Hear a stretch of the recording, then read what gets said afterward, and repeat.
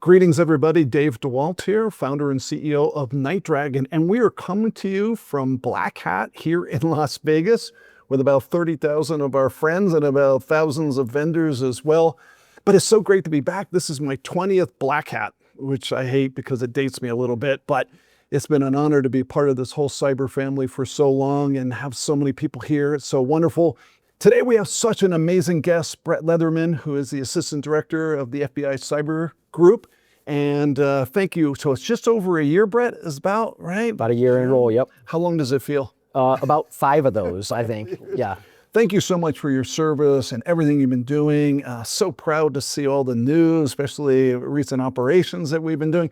Maybe start out just for a minute for the audience and do a little bit of strategic imperatives and priorities that you have at a macro level. Then we'll talk about a couple operations too. Thanks, Dave. I appreciate the NightDragon crew and the invite to come here and talk to the audience here. So the FBI, as you know, member of the U.S. intelligence community, but for 118 years, a law enforcement agency. So we like nothing more than to impose cost on bad guys. And so, you know, we've got our counterterrorism division, our criminal division, our counterintelligence division, and our cyber division. Those are the 4 operational components of the FBI. The president's strategy, the FBI aligns closely with pillar 1 of that, which is shifting the risk calculus from victims here in the U.S. to cyber actors, domestically and internationally. So holding them accountable, imposing cost, that is our focus. And doing that at scale is where we're trying to really... Music to our ears, by the way, on the defender side for so long. So we just love that initiative. Maybe just go back for a little bit, the president's EO, and then how it ultimately resulted in some new operational things, particularly Riptide, and tell everybody what Riptide was. Yeah, so Operation Riptide is a 60-day campaign to scale our work against cyber actors. During that time, we executed about 17 joint sequenced operations where we're going after the actors, their infrastructure, their communication platforms, their money, their tools, and we're trying to disrupt the underlying ecosystem. So First VPN was a great example of a VPN service that allowed actors to anonymize themselves. In over 25 ransomware groups used First VPN to hide behind the anonymity of the online platforms. We conducted technical operations to disrupt that. We leveraged relationships with Google, Lumen, and other partners to disrupt a bunch of other residential proxy networks in order to remove capacity and capability from the actors to target the United States. We have arrested over 200 actors globally in the last 2 months, cyber actors, cyber-enabled actors, and we've charged an additional 50, and then we've extradited a bunch of folks to face charges here in the I'm not US. sure we arrested 200 people in the prior 20 years. I mean, that's what's amazing about the operation and knocking down that infrastructure. What can you say about ransomware for a minute? I know for a period of time we were facing ransomware attacks like every couple minutes, it seemed like, right?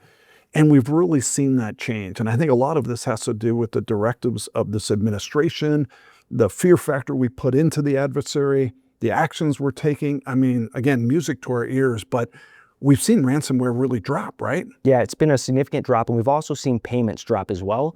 And if you look at industry reporting that demonstrates organizations that bring the FBI and law enforcement in early often save about $1 million in incident response costs as a result of that. So working with industry is incredibly important to us. Closing the gaps between threat intelligence, victim engagement, results in operational enabling the FBI to do the work that we love to do, which is going after the bad guys. So ransomware's still there, but everybody is taking steps to become more resilient, which is what we want.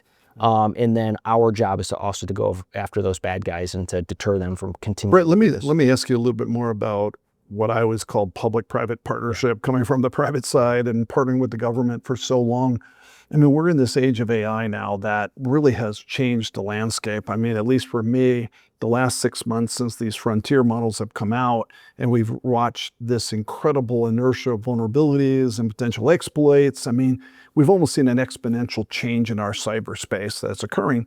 In my opinion, the importance of public-private partnerships as it relates to that to get outcomes and impacts and things. Talk about it from your perspective, how you can partner with private sector more. Yeah, so it's incredibly important. There's no discipline that the FBI works in where these industry relationships matter quite this much from an operational perspective. So two ways.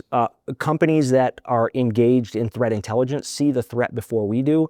The only way we can operationalize that is if they share it, and they share it quickly. It's got to happen at speed, because then we can move upstream against the actors and their infrastructure and take action. The second way is victims. If victims reach out to us early, if they experience a breach, we have 56 field offices located throughout the United States. Every one of them has cyber teams there, unique perspective that they can bring to bear in incident response capabilities, containment, eradication activity. But also that enables us. That allows us to go upstream against the actors as well. And that is incredibly important to all of us, defending the homeland together by closing those gaps. How are you thinking about AI now in your role? I mean, this has been an incredible set of tools. I mean, now, like I said, you're seeing these private sector products that can both be defenders and potentially offensive tools, which is a little interesting for investors, for us thinking about, wow, how do we handle that? But we see it as very exciting and patriotic to do that. So from the private sector side, we want to partner more that way. But how's AI changing things from your perspective there? It's not changing the fundamentals of how attacks are happening. It's compressing the time frames dramatically. If you look at Palo Alto and industry and what they're reporting, data exfiltration is happening in minutes versus days as a result of AI. So to defend against that, we have to start to deploy AI smartly. We have to do it quickly as well, because we're under the clock here to actually get some work done. The bad guys are adopting it at scale. We've got to start to adopt it in the areas that are most risk in our environments. Yeah, it's exciting times. I think about 2026 as one of the most seminal years in my whole high-tech career, because I just really believe, I mean, America's innovation in AI is off the chart. And now I really believe America's innovation in quantum is off the chart. And we're just watching one wave of technology after another, which is exciting. But also as a defender, there's a lot of attack surface to manage and a lot of new changes and risks. And I'm so appreciative that you've come out here, you're at Black Hat, you're meeting with people like myself and others. And just want to say thank you for your service. Thank you for the partnership. Brett Leatherman, everybody. Ladies and gentlemen, one of the good heroes in cyber. Thank you for all the hard work you're doing. Appreciate you. Appreciate you.